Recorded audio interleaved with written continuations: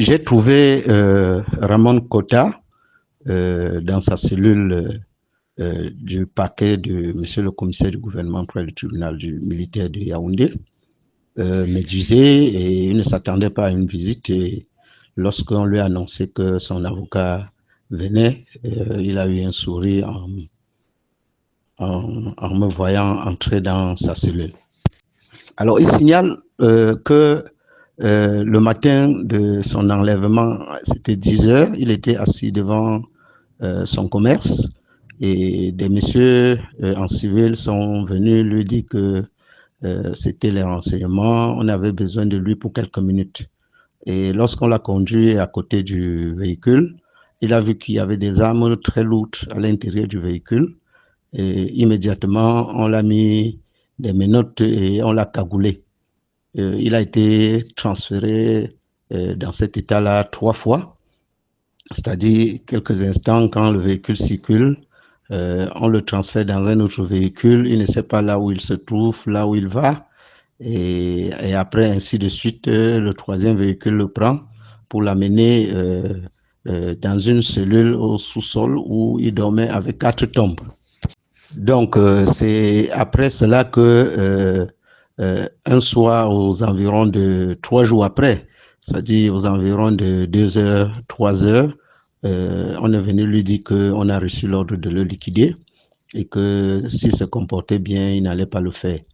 Donc, on l'a amené et conduit à la frontière et il a su qu'il était à la frontière du Cameroun lorsqu'il écoutait les échanges entre les hommes armés qui l'accompagnaient et les autres autorités du Cameroun. Donc, c'est à ce moment qu'il a su qu'il était conduit vers la frontière. Et c'est exactement là-bas que la police gabonaise, qui redoutait qu'on peut le liquider en route, ils ont fait la vidéo qui a été publiée par la police gabonaise. Alors, les allégations d'infraction qui sont les accusations pénales portées contre lui, c'est 5. Il y a acte de terrorisme, insurrection, financement du terrorisme, trafic d'armes, outrage au chef de l'État et membres du gouvernement. Il dit ne pas se reconnaître là-dedans. Il a été arrêté en culotte et en bras de chemise. Il n'avait que son porte-monnaie et la carte des résidents. Il reconnaît avoir fait des vidéos pour contester les mesures qui sont prises pour la carte nationale d'identité, les passeports, les actes de naissance et qu'est-ce que veut dire le document qui est délivré par les ambassades pour des étrangers. Voilà.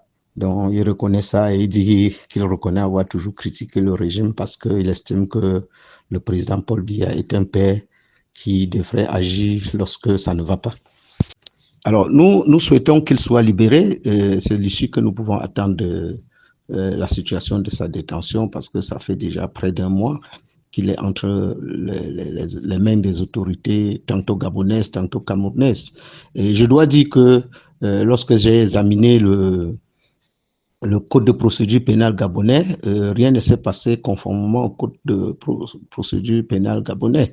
Donc, la procédure d'extradition qui est décrite par le code de procédure pénale gabonais n'a pas été respectée par le gouvernement gabonais.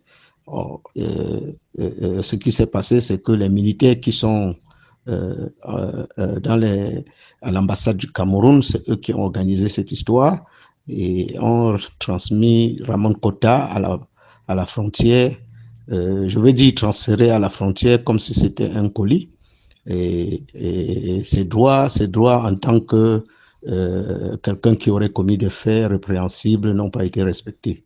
Notamment quoi? Il ne connaissait aucun motif de son interpellation. Il n'a pas été conduit devant le procureur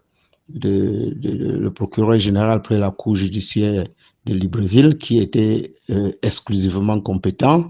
Il n'a pas bénéficié des services d'un avocat et on ne lui a notifié aucun motif. Et surtout, comme l'indique le code de procédure pénale gabonais, il n'y a pas eu un acte de consentement pour qu'il soit transféré au Cameroun.